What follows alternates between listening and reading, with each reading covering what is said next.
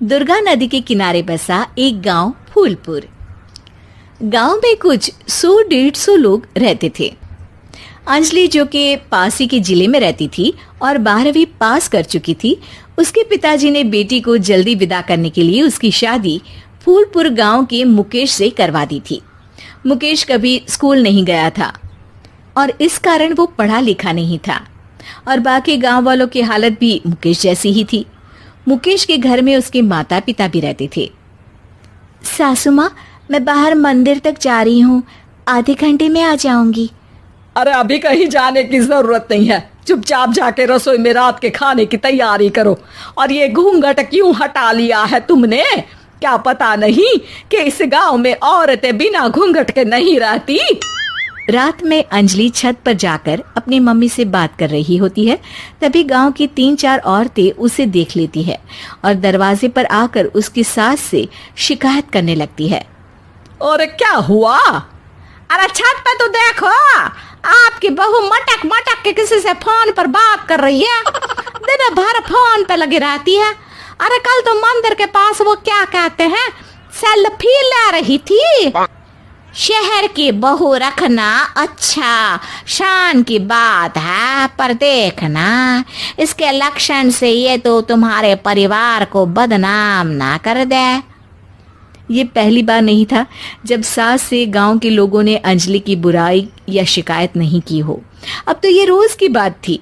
अंजलि ये सब सुन लेती है। जब वो नीचे जाती है तो मुकेश भी वहां आ जाता है। सास कहती है, बेटा, लोग घर आकर शिकायत करने लगे हैं बहू के कामों की। देख लो, पति हो, संयम से रखो इसे।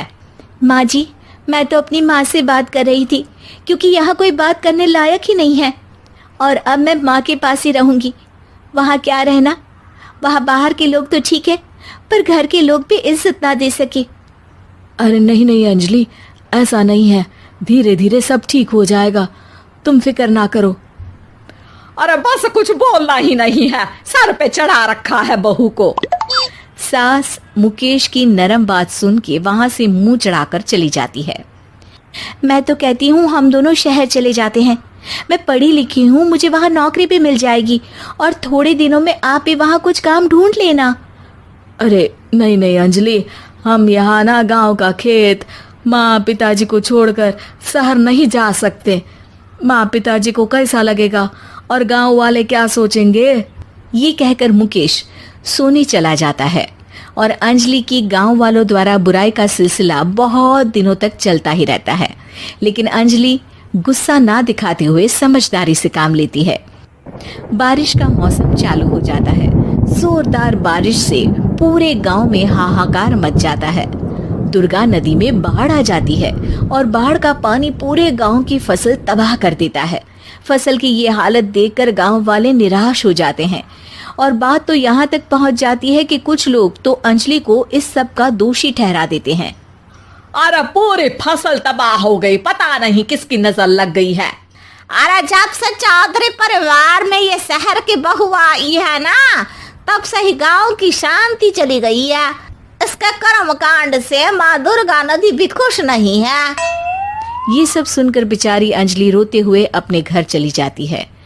कुछ दिन बाद सभी गांव वाले अपनी फसल का मुआवजा लेकर अपने अपने घर आते हैं। मुकेश भी 1500 लेकर आता है।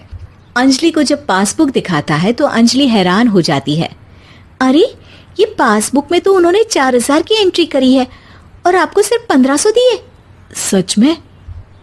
अरे वो सरकारी अफसर आपको बेवकूफ बना रहे हैं। सरकार की तरफ से हमें 4000 मिले हैं लेकिन बाकी का सारा पैसा खुद ही खा रहे हैं। आप लोग के अनपढ़ होने का फायदा उठा रहे हैं। ये सब सुनकर मुकेश परेशान हो जाता है लेकिन अंजलि उसे हिम्मत से काम लेने को कहती है और सुबह होते ही मुकेश को पंचायत कार्यालय ले जाती है और साथ में गांव के और लोगों को भी। आप सरकारी बाबू क्या गांव के लोगों को बेवकूफ समझते हैं? आपको क्या लगता है ये पढ़े लिखे नहीं है तो आप कुछ भी मनमानी करेंगे? ये बेचारे दिन रात इतनी मेहनत करते हैं, ये हमारे अन्नदाता हैं और आप इनके साथ ऐसा धोखा करते हैं। अरे क्या बके जा रही है ये लड़की, किस धोखे की बात कर रही है? अपने कांड करके नदी माँ को नाराज करके हमारा नुकसान करके इसे चैन नहीं मिला क्या? सरपंच जी, इन सरकारी बाबू ने मुझे बेवकूफ बनाया है और मेरे हिस्से के पैसे खुद चट कर गए। बस ये सुनते ही सरपंच वहां से दुम दबाकर भाग जाता है। पता चलता है कि जनपद अधिकारियों ने गांव के सरपंच के साथ मिलकर सबके साथ धोखा किया है। सब लोगों का विरोध शुरू हो जाता है और आखिर में अधिकारी सब गांव वालों के हिस्सों के बचे हुए पैसे उन्हें लौटा देते हैं और कई दिन तक सरपंच गांव में लौटता ही नहीं।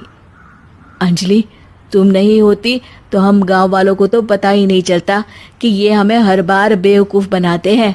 हाँ हाँ अंजलि बेटी, हमें माफ कर दो। हम सब तुम्हें बुरा भला कहते रहे, लेकिन तुमने ही आज हमें बेवकूफ बनाने से बचाया है।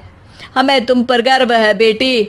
अब समझ आया कि सरपंच तुमसे नहीं, तुम्हारे पढ़े लिखे होने से नफरत करता था। क्यों ना इस बार हम अंजलि को ही सरपंच पद के लिए चुन ले?